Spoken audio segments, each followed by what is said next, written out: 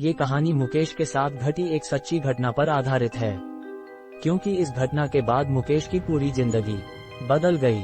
इस घटना का असर मुकेश पर इतना पड़ा कि अगर वह इसे याद भी कर लेते हैं तो गहरे सदमे में खो जाते हैं। शायद मुकेश पूरी जिंदगी में उस रात को ना भूल पाए।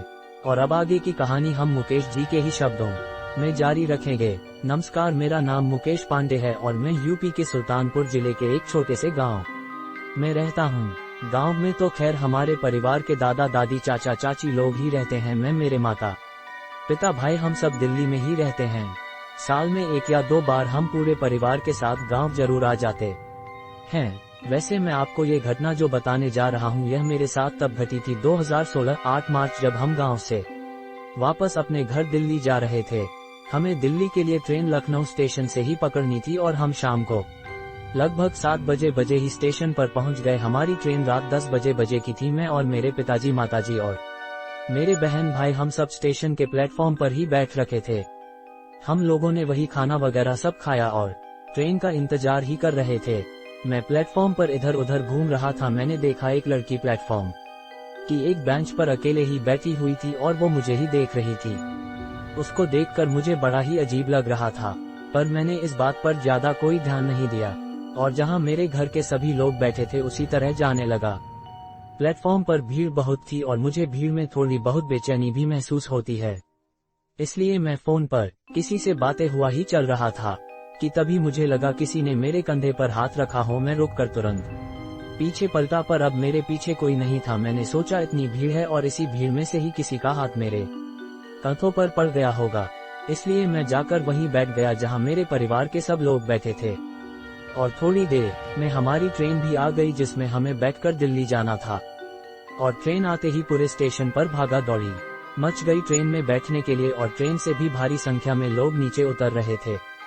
हम भी भागकर जनरल डब्बा ही ढूंढ रहे थे और जैसे तैसे मैं और मेरे परिवार के लोग उसमें घुस तो गए, पर हमने अंदर देखा, अंदर बैठने तो क्या कहीं पैर रखने की भी जगह नहीं थी। इतनी बुरी हालत थी उस जनरल बोगी में और मुझे बहुत अजीब सा महसूस हो रहा था भीड़ की वजह से। लेकिन मेरे पिताजी ने कहा जब ट्रेन चलेगी तो रास्ते में थोड़ी दूर जाते ही सीट मिल जाएगी बैठने के लिए, और ऐसा ही हुआ। थोड़ी देर में 2 स्टेशन के बाद हम सभी सीट पर बैठ गए थे और लगभग 12 बजे या 12:30 बजे करीबन ट्रेन में अच्छी शांति भी हो गई थी और मैं भी थोड़ी में जाकर ऊपर की सीट पर सो गया। लेकिन मेरी आंख 2 बजे या 2:30 बजे खुली तो मैंने देखा बोगी में लगभग सभी लोग सो रहे थे। मैं ऊपर वाली सीट से नीचे उतर गया। मैंने देखा मेरे माता पिता और भाई बहन लोग भी सब सो रहे थे।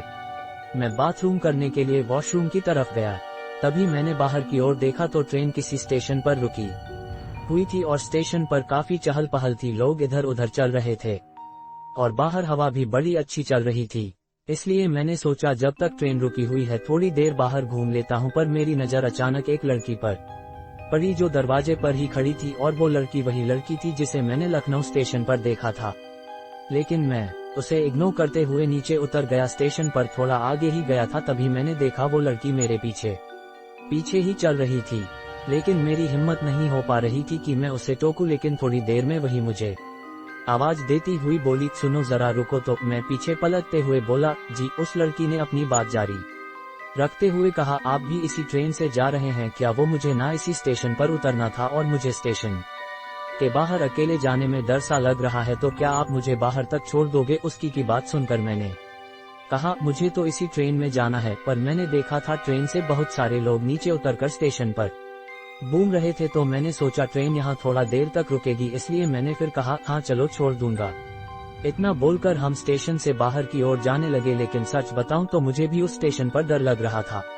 फिर भी मैंने उस लड़की को बाहर तक छोड़ने चला गया। मैं ये भी सोच रहा था चलो इसी बहाने इससे दोस्ती भी हो जाएगी, क्योंकि इसको मैंने लखनऊ स्टेशन पर जब देखा था तभी से यह मुझे बहुत अच्छी भी लग रही थी। मैं आगे चल रहा था और वो पीछे थी। हम थोड़ा सा ही आगे गए होंगे तभी उस लड़की ने मेरे कंधे पर हाथ रख दिया, पर मुझे उस समय समझ नहीं आ रहा था कि मैं क्या रिएक्ट करूं। लेकिन जैसे मैंने पीछे मुड़कर उसके चेहरे की तरफ देखा तो मेरे हाथ पैर कँपाने लगे। मेरी रगों में चलता खून मानो जमसा गया हो और फिर एकदम से मेरी चीख निकल गई, क्योंकि मैंने देखा उस लड़की का चेहरा बिल्कुल खून से लाल था। आंखें दोनों बाहर लटकी हुई थी और एक हाथ आधा कटा हुआ था। उसके पूरे शरीर से भी खून ही खून बह रहा था। लेकिन उसको देखने के बाद मेरी बस एक ही चिक निकली थी और उसके बाद मेरा गला तुरंत ही बैठ गया, क्योंकि उस लड़की ने मेरे गले पर अपने नोकीले नाखून गुस्सा दिए थे। और मैंने देखा वो स्टेशन जहां अभी इतनी चहल पहल थी और लोग इधर उधर चल रहे थे, अब वो सब जैसे गायब से हो गए थे। अब स्टेशन बिल्कुल सुनसान हो गया था, चारों तरफ सिर्फ अंधेरा ही था। मैं अपने घुटनों के बल नीचे बैठ गया और वह धीरे धीरे मेरा गला दबाने लगी। मेरी सांसें अब उखड़ने लगी थी, मेरा चेहरा भी पसीने से तरबतर हो गया था। मुझे लग रहा था अब इसी पल मेरी जान निकल जाएगी। इसके आगे की कहानी अगले एपिसोड में है।